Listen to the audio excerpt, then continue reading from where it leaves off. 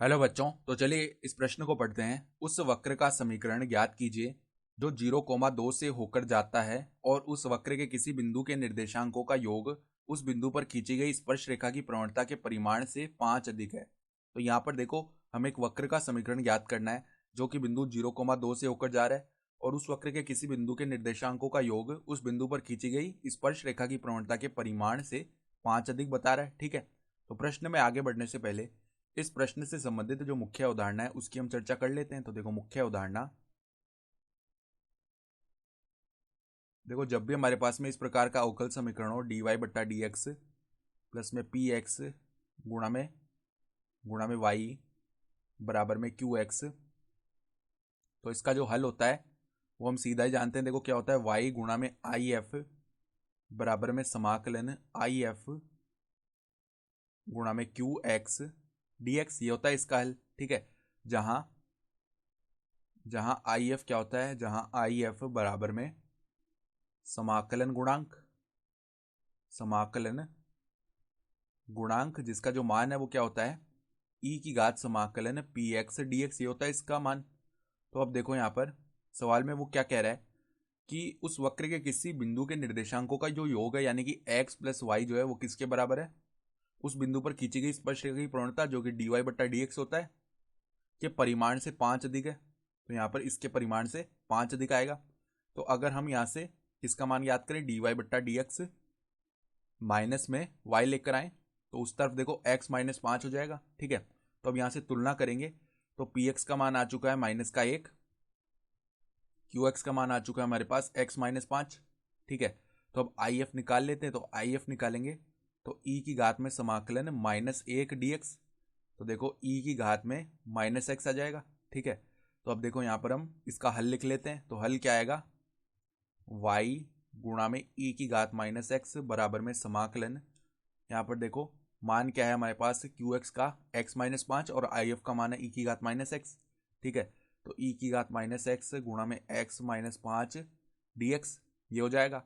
तो अब देखो इसका समाकलन हम कैसे कर सकते हैं, इसका समाकलन हम खंडशः समाकलन से करेंगे। तो देखो खंडशः समाकलन में क्या होता है, जब भी इस प्रकार से दो फलन गुणा में लिखे हुए हो u गुणा में v, इनका हमें समाकलन करना हो और u को हम पहला फलन v को दूसरा फलन बोल रहे हो, तो पहले u को ऐसे ही रखा और v का समाकलन कर दिया, माइनस में समाकलन u का तो अवकलन कर देंगे और यहाँ पर v का जो समाकलन आएगा इस पूरे पद का हम पुनः कर देंगे समाकलन। ठीक है, इस प्रकार होता है खंडशः समाकलन।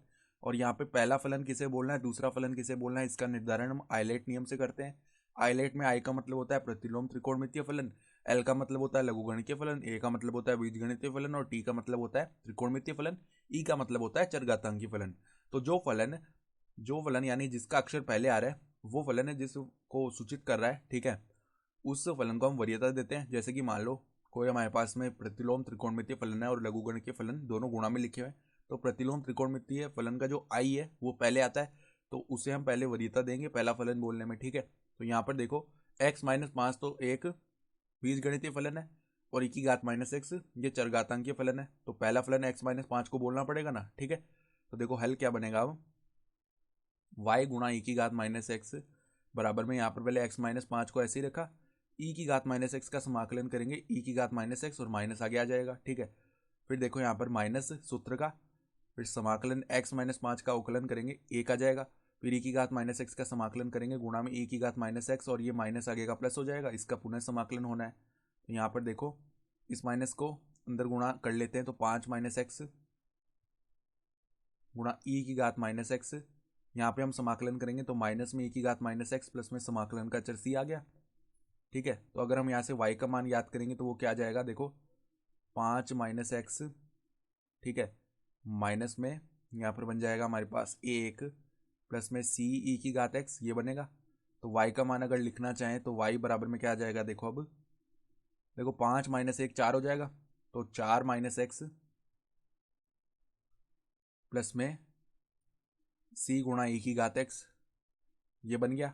तो अब देखो वो सवाल में क्या बोल रहा है कि ये जो वक्र है ये 0,2 से होकर जाता है। ठीक है, तो देखो चूंकि वक्र वक्र 0,2 से होकर जाता है, यानी कि जब हम x बराबर 0 रखेंगे तो y का मान 2 आना चाहिए। ठीक है, तो इसका मतलब क्या हो गया, 2 बराबर में 4 -0 प्लस में सी गुणा ई की घात 0 ये बनेगा। तो यहाँ से देखो 2 बराबर 4 प्लस में सी ये बन गया। तो सी का मान क्या आ जाएगा, माइनस का 2 आ जाएगा। ठीक है, तो अब देखो y बराबर में क्या बन गया, 4 माइनस एक्स माइनस 2 ई की घात x ये बन गया। ठीक है, तो x प्लस वाई बराबर में 4 माइनस 2 गुणा ई की घात x ये बन गया। और यही हमारा क्या हो गया, इसका हल आ गया अवकल समीकरण का। ठीक है, तो आशा करता हूँ कि आपको ये प्रश्न समझ में आया होगा। धन्यवाद।